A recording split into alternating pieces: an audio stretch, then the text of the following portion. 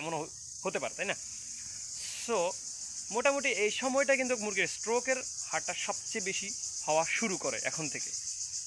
তো আপনাদের কাছে যে বিষয়টা নিয়ে করে সেটা হচ্ছে একটা অনুরোধ, এই সময় কিন্তু মুরগির স্ট্রোকটা বেশি করবে। যেমন রাতে ঠান্ডা, দিনে প্রচুর পরিমাণে গরম, তাই না? এই গরমটার জন্য মুরগি এক হচ্ছে গরমে না ইয়াটাও বেশি, তাপমাত্রাটাও বেশি, পাশাপাশি হচ্ছে আপনার মুরগিগুলো একটু অ্যাডাল্ট হচ্ছে। তো এই ক্ষেত্রে দুটোটা প্লাসে প্লাস মিলে যাচ্ছে। এই ক্ষেত্রে আপনাকে কী করতে হবে, একটু সাবধানতা অবলম্বন করতে হবে। আপনার মুরগিতে যে স্ট্রোক না করে সেই বিষয়ে আপনাকে পদক্ষেপ গ্রহণ করতে হবে। কেননা ভাই আপনি সারাটা মাস কাজ করলেন, পরিশ্রম করলেন, এবং সেই পরিশ্রমের ফসল নিমিষে চোখের সামনে কোনো কারণ ছাড়া ধুম করে চলে যায়, তাহলে এই ক্ষেত্রে নিজের মনকে আপনি কখনো বুঝ দিতে পারবেন না, রাইট? এখন আপনাকে যে কাজটা করতে হবে, মুরগির যাতে স্ট্রোক না হয় সেই বিষয়ে খেয়াল রাখতে হবে। মুরগিকে অন্তত সকালবেলা যে পানিটা দেন চেষ্টা করবেন 10টার মধ্যে যাতে সেটা শেষ হয়। 10টার মধ্যে আসলে এই জিনিসগুলো নিয়মগুলো যদি মানতে হয় আমাদেরকে অটো সিস্টেম করতে হয়। ম্যানুয়ালি আসলে এটা কষ্টসাধ্য হয়ে যায়, পানির বোতল এটাকে টেনে টেনে নিয়ে গিয়ে পুরানো ধোয়া পরিষ্কার করা। তো তারপরেও বলতেছি এই বিষয়গুলো একটু কষ্ট করেন, একটু কষ্ট করলে হয়তো ফলটা মিষ্টি পাবেন। যে 10টা বাজে যে পানিটা দিবেন সেটাকে আবার 10টা থেকে আবার নতুন একটা পানি দিবেন, যাতে ঠান্ডা টলটলে পানি, ঠিক 1টা থেকে 2টার মধ্যে যাতে শেষ হয় ওরকম পানি দিবেন। 2টার আগেই আপনি আবার একটা ঠান্ডা পানি দিবেন, যাতে বিকাল বা রাত পর্যন্ত থাকে। কেন এখানে বারবার পানি দেবেন, কারণ আপনি যখন ঠান্ডা পানিগুলো দিবেন তাহলে মুরগিগুলো এসেই মুখ দিয়ে ঠান্ডা পানিগুলো খাবে এবং ওদের ভিতর যে গরমের হিটটা থাকবে সেটা কমে যাবে।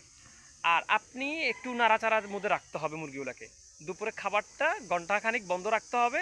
পাশাপাশি আরেকটা কাজ করবেন, সেটা হচ্ছে যে মুরগিগুলো দেখবেন একটু বসে আছে বা মনে হচ্ছে যে মুরগিটার গায়ের যে তাপমাত্রাটা একটু হিট বেশি, তাহলে এটাকে ধরে নিয়ে একটা ঠান্ডা বালতির মধ্যে পানি দিবেন। পানি দেওয়ার পর এই মুরগি মাথাটা ছাড়া বাকি পুরো বডিটা চুবাই ধরে রাখবেন মিনিমাম 1 মিনিট।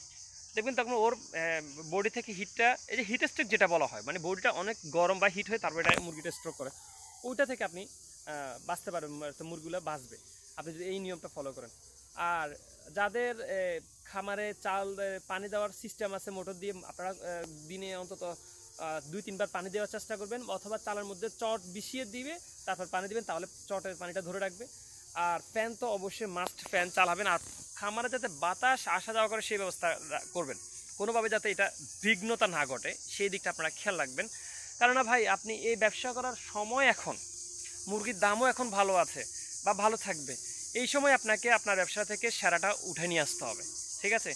এখন আপনার বাচ্চা কিনলেন অনেক টাকা, যারা ঈদের জন্য মুরগি তুলেছেন অন্তত তারা জানেন যে বাচ্চার দামটা কত টাকা করে নিচ্ছেন। সো তাদের অবস্থা তারা ভালো করে বুঝে। তো এই ক্ষেত্রে আপনাদেরকে বলবো ভাই, আপনি খাদ্যটাও বাড়তি নিচ্ছেন, বাচ্চাও বাড়তি, কষ্টও বেশি করতেছেন, সব কিছু মিলে আরেকটু কষ্ট করেন, একটু কেয়ারফুল থাকবেন যাতে মুরগি স্ট্রোক না করে, ঠিক আছে? এই বিষয়টা একটু খেয়াল রাখবেন, আশা করছি উপকার হবে। তারপর আর আপনাদের কাছে একটা অনুরোধ, কেউ এই খামার সেক্টর নিয়ে কোনো কিছু যদি জানার থাকে কাইন্ডলি কমেন্ট করে জানাবেন ভিডিও নিয়েছে। আশা করছি যদি সেই বিষয়টা জানি আপনাদের কাছে সেটা ভিডিও আকারে তুলে ধরবো।